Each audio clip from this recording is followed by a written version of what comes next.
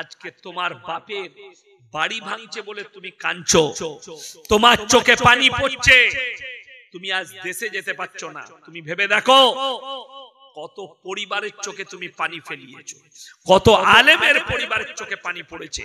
হাজার হাজার মানুষ আলেম যাদিকে আয়না ঘরের ভেতরে মৃত্যুর ঘাট উতরে দিয়েছে। একজন মুফতি সাহেব বেরিয়ে এসে বলছে, যখন আয়না ঘরে ভরে আমরা জানতমই না, আমাদিকে খালি রমজান মাসে জানানো হতো সেহরি এবং ইফতারির সময়টা, তাছাড়া কোনো সময় নামাজের সময়টাও বলা হতো না। এমনকি যখন দেখলাম আর খাবার খাওয়া যাচ্ছে না, তখন ওই রোজা রাখতে লাগলাম। পচা খাবার গুলো দেওয়া হতো, পচা ভাত দেওয়া হতো। কই কোথায় কলিমুল্লাহ ভাই, কই পেছনে,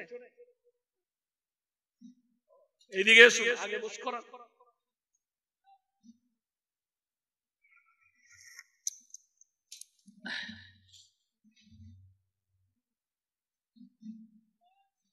আমার ভাই, আপনাদেরকে অনুরোধ করে বলছি, কেউ জালিম হবেন না।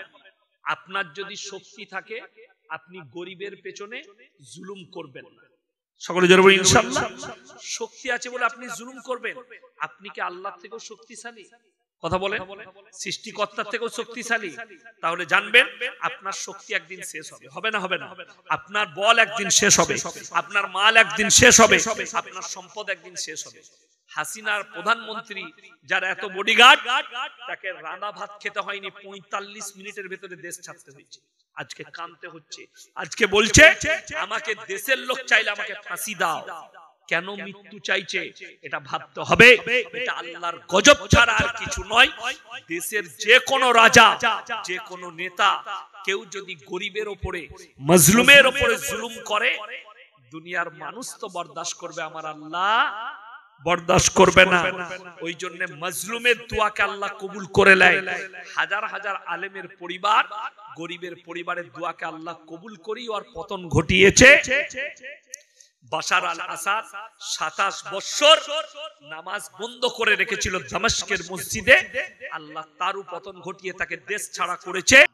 ফেরাউন মিশরের মাটিতে দাঁড়িয়ে হাত তুলে তার কওমের লোককে, মিশরবাসীকে বলল, আলা রাব্বুকুমুল আলা, আমি তোমাদের রব, আর আমি হচ্ছি পাওয়ারফুল। কোরআনে আল্লাহ উল্লেখ করেছে এইরকম একটা জালিমকে আল্লাহ বেজ্জতির সঙ্গে মৃত্যু দান করেছে, নিচুড়ে তার রস বার করে দিয়েছে। ঠিক কিনা? কিয়ামত পর্যন্ত মানুষ কিন্তু কোরআন খুলবে, যারা পড়ে মানে পড়বে, যারা মিশরের জাদুঘরে যাবে, তারা কিন্তু ফেরাউনের কথা মনে রাখবে।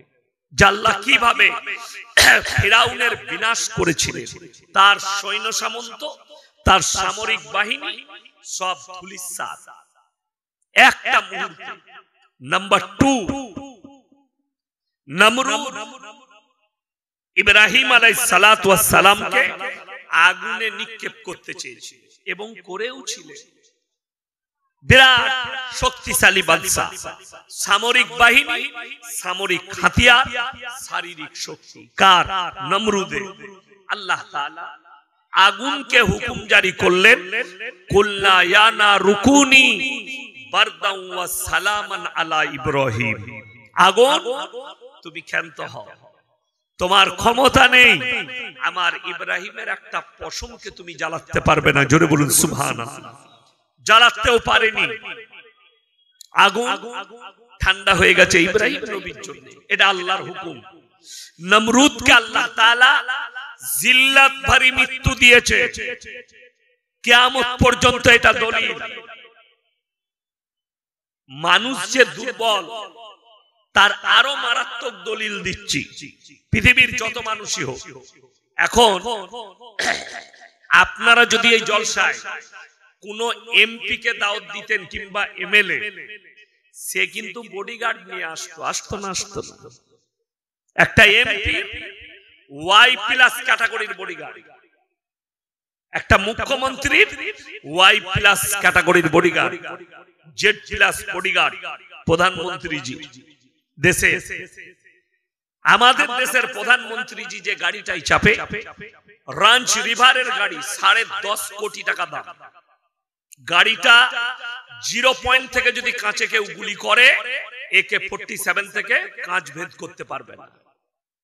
এর থেকেও পৃথিবীর যতগুলো প্রেসিডেন্ট আছে, সব থেকে দামি প্লেন আছে রাশিয়ার ভ্লাদিমির পুতিনের কাছে। সব থেকে দামি গাড়ি আমেরিকার প্রেসিডেন্টের কাছে। যে গাড়িটা যে কোনো মুহূর্তে যে ড্রাইভার থাকবে, যে কোনো জায়গায় দাঁড়িয়ে 3 ঘন্টা নিজে যুদ্ধ করতে পারবে গাড়ির ভেতর থেকে বসে। কয়েকটা মিসাইল লেস আছে গাড়িটায়, কয়েক হাজার খালি গুলি আছে ভেতরে। গাড়ি সুইচ টিপবে, গাড়ি গুলি ছুড়বে দাঁড়িয়ে। গাড়ির টায়ার যদি কেউ গুলি করে উড়িয়ে দেয়, রিং এর উপরে গাড়িটা মিনিমাম কয়েক হাজার কিলোমিটার ছুটবে। তার ভেতরে জ্বালানি শেষ হয়ে গেলে এমন একটা গ্যাস দেওয়া আছে, সেই গ্যাসেতে গাড়িটা 1000 কিলোমিটার ছুটবে। আমেরিকান প্রেসিডেন্ট এত বডিগার্ড, এত দামি গাড়ি। আল্লাহর কসম খেয়ে বলে যাচ্ছি, তারপরও আল্লাহর কাছে দুর্বল। যদি বলেন কেমন? মৃত্যু যদি মালাকুল মউত আসে, কোনো কিছুই কাজ করবে? জোরে বলুন সুবহানাল্লাহ। তার মানে প্রমাণ হলো, পৃথিবী তোমার কাছে যত দামি বডিগার্ড আসুক, তোমার কোনো মূল্য নাই আমার আল্লাহর কাছে, তুমি দুর্বল। আল্লাহ কোরআনে বললেন, ইন্নাল ইনসানা খুলিকা হালুয়া, আমি মানুষকে অসহায় আর দুর্বল সৃষ্টি করেছি, আপনি সবল নয়। তাই সবাই আল্লাহর কাছে মাথা নত করবো। জোরে বলুন ইনশাআল্লাহ। পৃথিবীর বর্তমানে 15,000-এর উপরে পরমাণু বোমা আছে।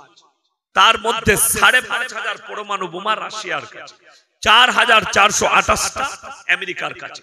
পৃথিবীর সুপার পাওয়ার, তার নাম হচ্ছে আমেরিকা, যার কাছে কয়েক লাখ সেনা, কয়েক হাজার যুদ্ধ বিমান, কয়েক হাজার আপনার সাবমেরিন, কয়েকশো সাবমেরিন আছে, যাদের কাছে এত অত্যাধুনিক হাতিয়ার, কয়েক লাখ মিসাইল, 75,000 সেনা ক্যালিফোর্নিয়ায় আগুন নিভানোর জন্য নেমেছিল। আল্লাহর কুদরতি বালা, 5 দিন পরে তাদের সেনারা সিলিন্ডার করেছে, হাঁটু গেড়ে দিয়েছে। কুদরতি আগুনের কাছে আমরা সিলিন্ডার করলাম। যতক্ষণ পর্যন্ত এই আগুন নিজে থেকে না নিভাচ্ছে, একে নিভানোর ক্ষমতা আমাদের নেই। 40,000 একর এলাকা ছাই করে দিয়েছে। সেখানে এমন একটা বাড়ি পুড়েছে লস অ্যাঞ্জেলেস শহরে, সেই বাড়ি গোটা ভারতবর্ষে একটাই আছে। কটা বললাম? একটা, বাকি নেই। সেটা হচ্ছে মুম্বাইয়ে মুকেশ আম্বানির বাড়ি, যেটার খরচ ভারতের মুদ্রায় 15,500 কোটি, 15,500 কোটি বাড়িটা খরচ হয়েছে আম্বানি। আর আমেরিকার মধ্যে ওই লস অ্যাঞ্জেলেসের সব থেকে দামি বাড়ি ছিল একজন হলিউড অভিনেতার, 12,500 কোটি, 12,500 কোটি টাকা। সেই বাড়ি আল্লাহর কুদরতি বালায় গোলে গুটাই নেমে গেছে। কয়েক হাজার গাড়ি, সে গাড়ি, একটা গাড়ির যা দাম, আমার মনে হয় গোটা হাঁসখালি থানায় ওই গাড়ি নাই। রোলস রয় 130 কোটি টাকা দামি গাড়ি, একটা গাড়ির দাম কত বললাম? 130 কোটি রোলস। সেই গাড়ি কোম্পানি তৈরি করে না, তাদের শোরুম নাই। কলকাতায় শোরুম পাবেন না রোলস রয়। রোলস রয় গাড়ি কিনতে গেলে ব্যক্তিগতভাবে অর্ডার করতে হবে, আপনার মতন করে তৈরি করবে। আপনি যেরকম করবেন সেইভাবে তৈরি হবে তাদের গাড়ি, এতটা সেফটি। এইরকম কোটি কোটি টাকা দামি কয়েক হাজার গাড়ি গোলে নেমে গেছে আল্লাহর কুদরতি বালায়। ওই জন্য বলে যাচ্ছি, যারা ভাবছেন আমার কাছে সব সম্পদ আছে, আমার কাছে শক্তি আছে, আমার কাছে পাওয়ার আছে, আমি আপনাদেরকে খালি আল্লাহকে চিনালাম এতক্ষণ। বায়ান এখনো শুরু করিনি, বায়ান এরপরে শুরু করব। সবাই আল্লাহর কাছে মাথা নত করব। জোরে বলুন ইনশাআল্লাহ। আল্লাহর কাছে মাথা নত করব। আল্লাহ হচ্ছেন সৃষ্টিকর্তা আর আপনি হচ্ছেন সৃষ্টি। পৃথিবীর যা কিছু আছে সব কি সৃষ্টি, আর আল্লাহ হচ্ছেন এদের সৃষ্টিকর্তা। আল্লাহ এক এবং অদ্বিতীয়, এটা বিশ্বাস রাখতে হবে। পৃথিবীতে যতগুলো মানুষ আছে, আমি ইনি আমার নামটা বললেন, ঠিক কিনা? আপনারা আমাকে মোবাইলে দেখেছেন। হাঁসখালি থানায় আমার জীবনের প্রথম এলাম জলসা। আমি দূরে জলসা বেশি দূরে নিতে চাই না, বিশেষ করে ওই এলাকায় দাওয়াত নিই না যারা রাত 2টো 3টে 4টা পর্যন্ত জলসা করে, আমি তাদের দাওয়াত নিই। ওই জন্য আমি 24 পরগনা দাওয়াত ওই জন্য নিতে চাই। তার কারণ একটাই, এই রাত 4টা পর্যন্ত 2টো 2:30টা পর্যন্ত জলসা করবে, বক্তারু ফজর গেল, শ্রোতারু গেল, দুজনাই মার খাবে কিয়ামতের দিন। কথাটা বুঝতে পারেন? ওই জন্য জলসা রাত 12টা পর্যন্ত। আমি ওই এলাকায় দাওয়াত নিই। ওই জন্য আমি বাবুদিকে বলে দিয়েছিলাম যে 12টার আগে আমাকে ছাড়তে হবে, নাহলে আমি 1 মিনিট পেরুবো না।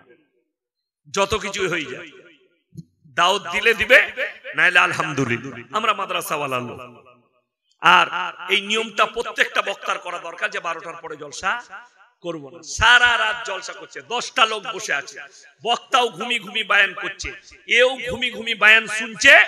শেষকালে ফজরের সময় তাবার রূপ দিবে বিরিয়ানি, তখন আর লোকের জায়গা নেই, ঘুম থেকে উঠে আসছে বিরিয়ানি লিবার। এ হাওড়া হুগলি 24 পরগনায় এই জলসা করে লাভ নাই, ফায়দা নেই। আমি 2 ঘন্টা বায়ান করি, ডবল জলসা জীবনে করি না। হারাম আমার কাছে ডবল জলসা। কেউ যদি বলে ডবল জলসা করো, হারাম। কেন? একটা জলসায় বক্তব্য দেবো, আর একটা জলসায় আমাকে গল্প করতে হবে। এটাও মেশিন। আমি যে গাড়িটাই চেপে এসেছি, এই গাড়িটাকে যদি 1000 কিলোমিটার ছুটানো হয়, ইঞ্জিন সিজ হয়ে যাবে। কোম্পানি বলেছে 1000 কিলোমিটার ছুটিয়ে গাড়িটাকে রেস দিবে। যদি ওকে রেস দিতে হয়, এই ইঞ্জিনটাই রেস লাগবে না? ওই জন্য আমার ভাই আপনাদেরকে অনুরোধ করছি, আমি যতক্ষণ থাকবো ঠোস কথা বলবো।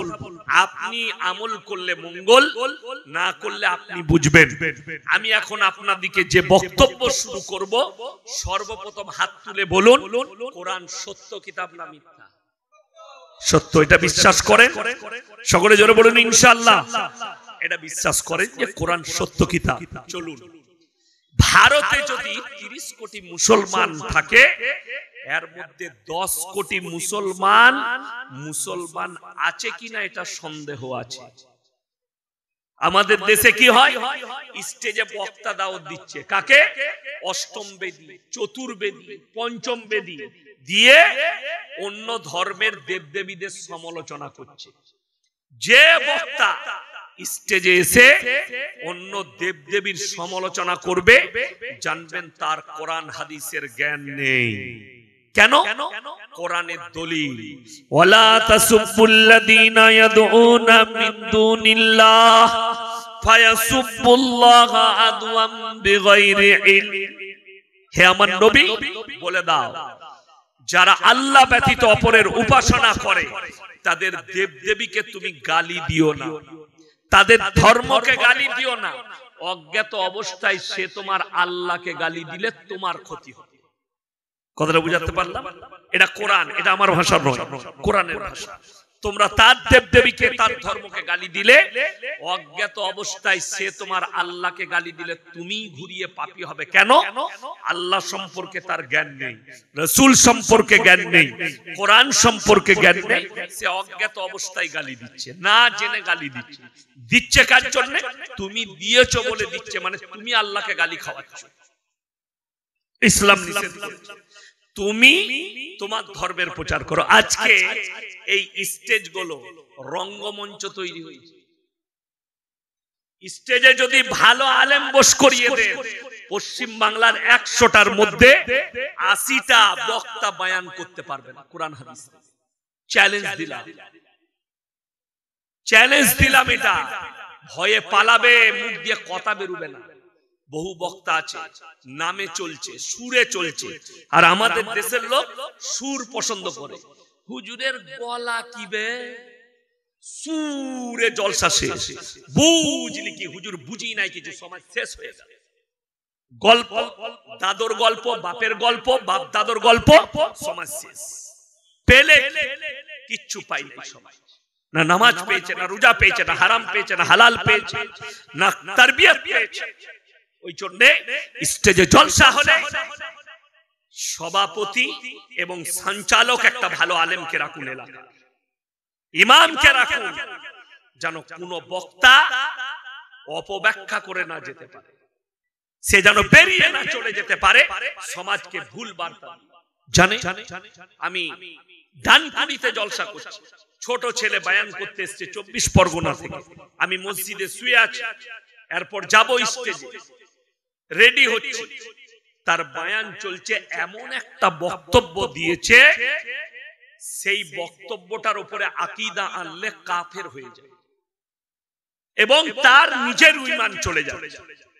অথচ সমাজের লোক কি বলছে? সুবহানাল্লাহ। কেন? ও তো বক্তা এনেছে 20,000 টাকা দিয়ে, আর 5,000 টাকা দিয়ে একটা ভালো সভাপতি রাখবে না আলেমকে। কথাটা বুঝতে পারেন? বক্তা যখন 20,000 এনেছে, 10,000 টাকা দিয়ে একটা ভালো আলেমকে বস করান, আপনি শেষ দোয়া পর্যন্ত থাকবেন, শেষ দোয়া, আর তার কাছে পাওয়ার দেয়া থাকবে। বক্তা যদি ভুল বলে আপনি তাকে একটু কভার করবেন সম্মানের সঙ্গে, আসসালামু আলাইকুম ভাই, আপনি এটা বললেন, এটা কোথায় আছে একটু বলেন, কারে পড়ে যাবে মা। বক্তব্যই দিতে পারবে না, কি বক্তব্য হচ্ছে শুনে রে। বড় পীর আব্দুল কাদের জিলানী রাহমাতুল্লাহ আলাইহি জবরদস্ত আল্লাহর ওলি, এটা আমরা বিশ্বাস করি। আমাকে যারা পীর বিরোধী মনে করেন তারা আমাকে চিনে নিন, আমি সিস্টেম বিরোধী লোক, পীর বিরোধী নয়। আমার সিস্টেমের বিরুদ্ধে যদি কোনো মৌলবি যায়, আমি তার চরম বিরোধী মৌলবি, সে যত বড়ই বাপের বেটা হয়।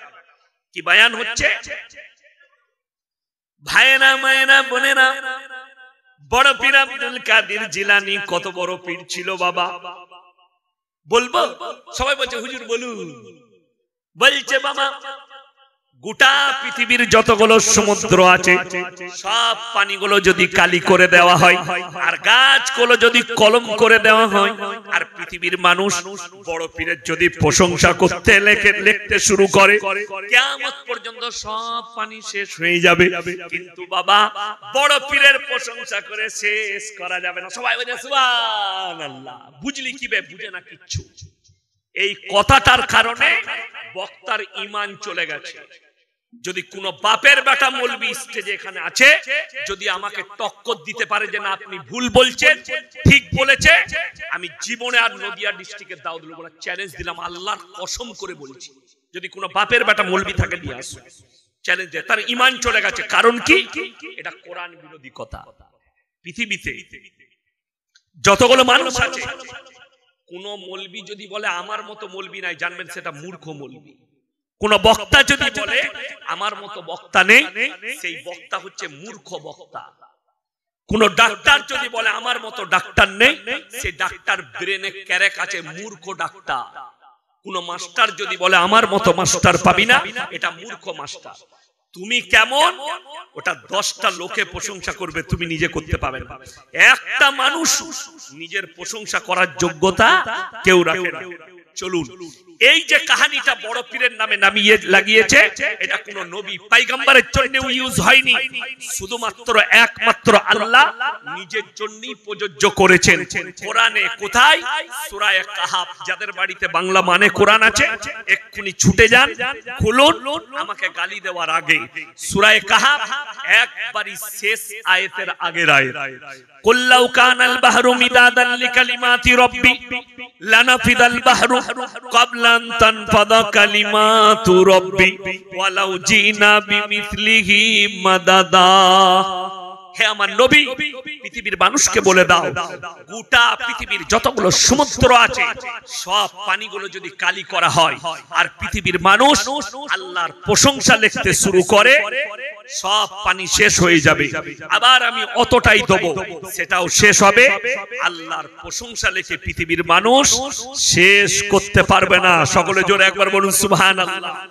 এটা একমাত্র আল্লাহর জন্য। নিজের প্রশংসা করার যোগ্যতা আল্লাহ ছাড়া পৃথিবীতে আর কেউ রাখে না। আল্লাহর জন্য ফিট হচ্ছে কার কাছে? মূর্খ। তাকে জিজ্ঞেস করলাম কোথায় মৌলবি পাস করেছে? হারামখোর মোবাইলে পাস করেছে। মোবাইলে দেখে বক্তব্য দিয়ে, তুই মোবাইলে পাস করা মৌলবি আর কম ধ্বংস হয়ে গেল কেন? কমের লোক আর সুর করে যদি কোনো বক্তব্য দেয় না, মেয়েরা বলে কি গলালো, দারুণ বক্তা, বুঝলি কি লোক বুঝে নাই কিচ্ছু, খালি হুজুরের গলা ভালো ছিল।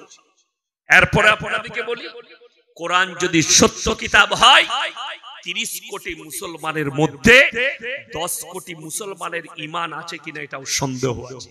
নাম্বার 1, পৃথিবীতে আলেমরা জানে বড় বড় ফাকিহ, বড় বড় মুহাদ্দিস কিতাব লিখেছে, বড় বড় ইমামরা কিতাব লিখেছে।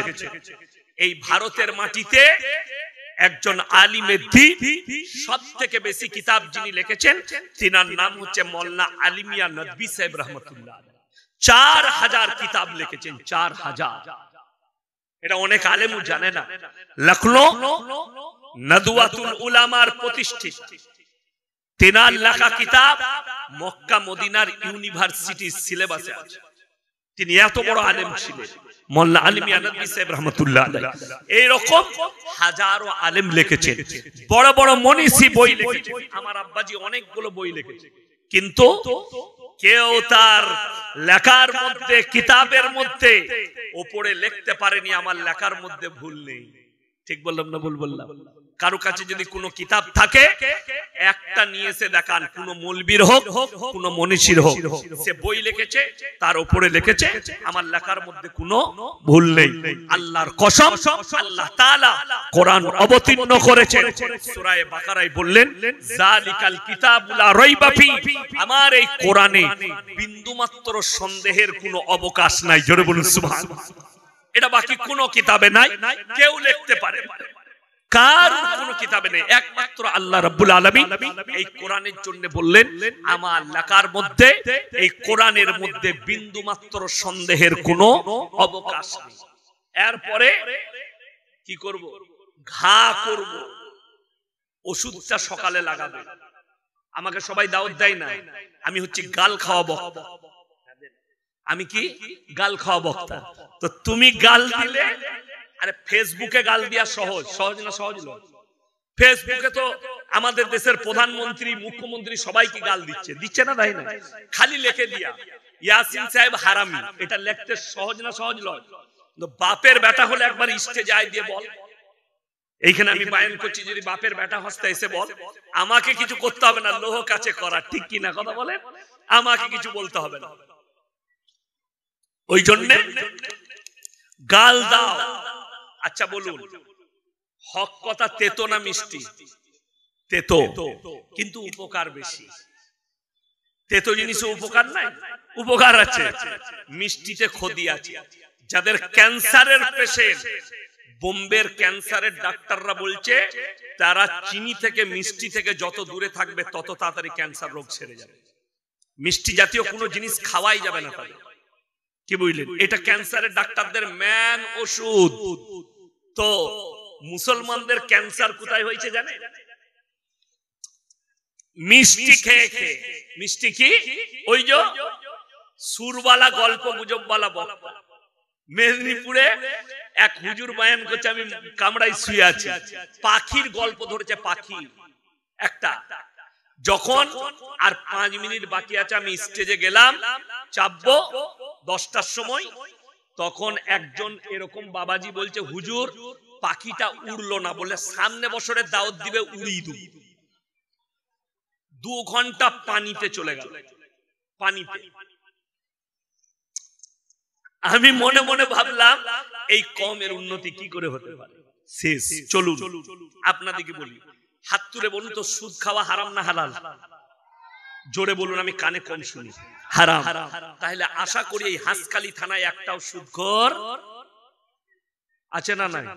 মুসলিমদের আছে। কোরআন বলছে, ওয়াহাল্লাল্লাহুল বাইয়া ওয়া হাররামার রিবা, সুদ তোমাদের জন্য হারাম, ব্যবসাকে হালাল করেছে। রাসূল আকরাম সাল্লাল্লাহু আলাইহি সাল্লামের হাদিস, 1 টাকা যদি কেউ সুদ খায়, নিজের মায়ের সঙ্গে 36 বার জিনা করার সমান পাপ হবে। জোরে বলুন নাউজুবিল্লাহ। এরপর অনেক মানুষ মনে মনে ভাবছেন, তাই না, আমার চাকরি যাওয়ার ভয় নাই, আমি তোমার মসজিদের ইমাম নয়, তোমার বাপের গোলাম নয়। আজকে সমাজ পরিবর্তন না হওয়ার কারণ মসজিদ কমিটিরাও দায়ী। কেন? ইমাম যদি হক কথা বলে, সকালবেলায় ইমামের চাকরি চলে যায়। ইমাম সুদের বয়ান করলে ইমামের বিরুদ্ধে সমালোচনা চায়ের দোকানে চলে, মালকে রাখাই যাবে না তাড়া। ঠিক বললাম না ভুল বললাম? ইমামকে তাড়িয়ে দাও, হক কথা বলেছে। কিন্তু আমার কোনো ব্যাপার নাই, গাড়ি রেডি হয়ে আছে, যদি বলে হুজুর এইসব বক্তব্য দেওয়া যাবে না, নামবো পালাবো, তুই বুঝে দিগা। আচ্ছা আমি বলুন, আমি যেটা বললাম সুদ হারাম, এটা আমার বাপের কথা না আমার কথা না কোরআনের কথা? কোরআনের কথা। তাহলে তুমি আমার কলার ধরতে পারো, আল্লাহর কসম করে বলছি, তুমি মৌলবীকে চর মারবে, মা বোন তুলে গালি দেবে, সুদকে কোরআনের আয়াতকে তুমি কাটতে পারবে না। বেঈমান কাফের ইহুদি নাসারারা তাদের মেহনতে কামিয়াব, আমরা আমাদের মেহনতে নাকাম। কেন নাকাম? এই জন্য নাকাম যে আপনি মসজিদ কমিটি তৈরি করেছেন, কিন্তু মসজিদ কমিটি কথা বলতে মানা করে দেয় ইমামকে। ইমাম হক কথা বললে তার চাকরি মসজিদ কমিটি তাড়িয়ে দেয় গ্রামের চাপে। ওই রকম কমিটিতে থাকা থেকে না থাকা নেকির কাজ। আমি ইয়াসিন বলে গেলাম, আমার এই কথা কোন বাপের বেটা মুক্তি কাটতে পারবে না। যদি তুমি হক না বলতে পাও, সেই মসজিদের নামাজ পড়ে তোমার লাভ কি? ইমাম সুদের বয়ান করলে তাকে তাড়াবে, ইমাম গাঁজার বয়ান করলে তাকে তাড়াবে, অথচ কোরআনে স্পষ্ট সুদ হারাম। বেঈমান কাফেররা কতটা ঠান্ডা মাথায় কাজ করেছে ইহুদি নাসারারা, আপনি বুঝতেই পারবেন। কেমন করে? যদি বলেন হুজুর বুঝিয়ে দেন, খাতা খুলেন। এখন তারা বর্তমানে প্রত্যেকটা বাড়িতে সুদ ঢুকিয়েছে। ঠিক বললাম না ভুল বললাম? যদি বলেন কি করে, তবে আশা করি মনে হয় আপনাদের এলাকায় হবে না। প্রত্যেক ঘরে ঘরে এখন প্রত্যেকটা মেয়েদিকে জুড়ে দিয়েছে গ্রুপ লোন আর বন্ধন লোন। আপনাদের এখানে নাই? আছে? ওরে বাবা। তবে কিছু না হোক, মহিলাদের একটা লাভ হয়েছে, মায়েদের 10টা করে মেয়ে গ্রুপ করেছে, একজন তাদের মধ্যে হেড হয়েছে, আর 9টা মেয়ে তাকে ম্যাডাম বলে। সে মনে করে আমার বিরাট ব্যাপার, এমনি ম্যাডাম হতে পারেনি, সুদ খাওয়ার ম্যাডাম হয়েছে। নাউজুবিল্লাহ, আল্লাহ মাফ করুক। তাদের কামিয়াব হয়েছে তারা। আমার ভাই, আমার বন্ধুগণ, সুদ হার হালতে হারাম। আপনাদেরকে অনুরোধ করে বলে যাচ্ছি, তোমার স্বামী টোটো চালায়, 20,000 টাকা রোজগার করে মাসে, তুমি লিভারের কাজ করো, তুমি মাসে 15,000 রোজগার করো, তুমি রাজমিস্ত্রি, মাসে 18,000 বেতন পাও। তোমার অভাব যাচ্ছে যে তোমার বউকে পেট আর পিঠ বার করে দিলে, যাও অফিসারের সামনে বসে গ্রুপ লোন আর বন্ধন লোন কর। অথচ সব থেকে আমাদের সমাজে কম বেতন হচ্ছে ইমামদের। ঠিক বললাম না ভুল বললাম? এই মসজিদের ইমাম সাহেব কে আছে? কই? ইমামের বেতন কত? ইমামের বেতন কত? 8,000, 10,000 ধরুন। 10 আর খালার 3.5, কত হলো? দিদি দিচ্ছে 3.5, 13.5। ইমানদারির সঙ্গে বলুন, যদি ইমামের বেতন 10,000 হয়, আপনি একটা ইমাম দেখিয়ে দেন যার বউ নিজের পেট আর পিঠ বার করে রাস্তায় বেরিয়েছে গ্রুপ লোন আর বন্ধন লোন করতে। শুনেলেন? যদি বলেন হুজুর কেন নয়, আল্লাহ রাসূল সাল্লাল্লাহু আলাইহি সাল্লামের হাদিস, এই উলামারা আলেমরা হাদিসের উপরে আমল করেছে। রাসূল আকরাম সাল্লাল্লাহু আলাইহি সাল্লাম বললেন, যারা আল্লাহর রাস্তায় দ্বীনের পথে থাকবে, আল্লাহ মৃত্যুকাল পর্যন্ত ইজ্জতের রুজি দান করবেন। সকলে জোরে বলুন সুবহানাল্লাহ। আপনি থাকে ইজ্জতের রুজি পাবেন। আপনি ভরসা করেছেন সুদের উপরে, আপনার বরকত নেই। আপনি ভরসা করেছেন আপনার 20,000-এ বরকত নাই। কেন? আপনার ইমাম 30 দিন তাকবীরে উলার সঙ্গে 5 ওয়াক্তের নামাজ পড়ে, আর আপনি সপ্তাহে একদিন হাজিরি দিতে যান জুম্মার দিনে।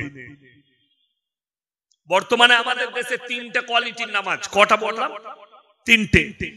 একটা হচ্ছে 5 ওয়াক্তের, আলহামদুলিল্লাহ। একটা হচ্ছে জুম্মার, আর একটা হচ্ছে ঈদ আর বকরা ঈদের মাল। ঈদের দিনে কিন্তু ওই মাল কটাই লাপাই বেশি। কারা? যারা জীবনে নামাজ পড়ে না তারা। পেছনে আসবে আতর লাগিয়ে এসে, হুজুর নিয়তটা বলে দিবেন তো? বলে না, বলে না।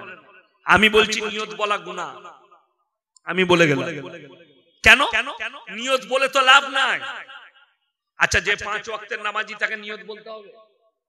বলা লাগবে না। তাহলে যে মালটা জীবনে নামাজ পড়ে না তাকে নিয়ত বলে কি করবে? আমি যেখানে নামাজ পড়াই বর্তমানে 15টা গ্রাম নামাজ পড়ে আমার পেছনে, 15টা গ্রাম। তো একজন এসে বলছে, হুজুর নিয়তটা একটু বলে দিবেন। এমন দরুদ শরীফটা জানিস? না। আয়াতুল কুরসি? না। সানা? না। এমন তুই খালি মাথা ঠকবে, তোর এমনি হয়ে যাবে। আগিয়ে?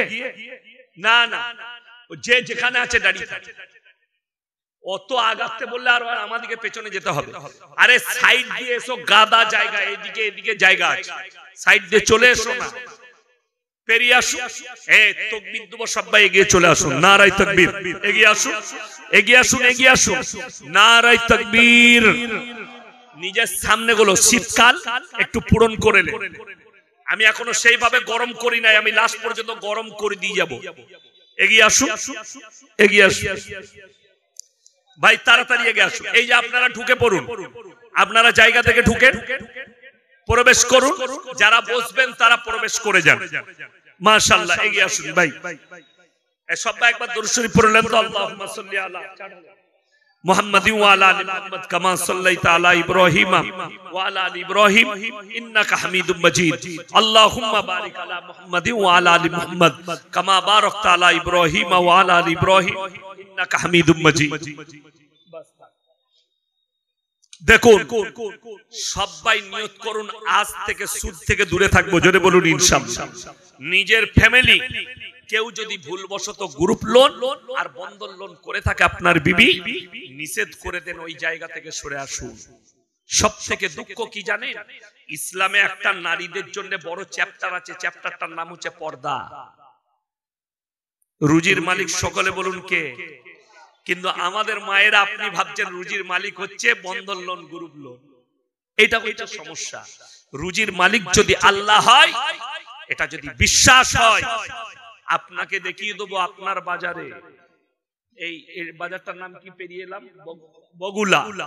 বগুলা বলুন আর হাঁসখালি বলুন আর আপনার গ্রামের বাজার বলুন, লটারির টিকিট হারাম না হালাল? হারাম। মুসলিমরা কাটছে, মুসলিম বিক্রিও করছে। ঠিক বললাম না? বললাম। মুসলিম লটারি কাটছে, লটারি বিক্রিও করছে। যদি বলে হুজুর হারাম কেন? সবাই বলুন ভাগ্যের মালিক কে? ভাগ্যের মালিক আল্লাহ। ভবিষ্যৎ কে জানেন? কথা বলে না? আল্লাহ। অনেক লোক ভবিষ্যৎ বলছে জ্যোতিষী, সে হারাম খোর, নিজে জানে না কবে মরবে। ঠিক বললাম না? ভুল বললাম?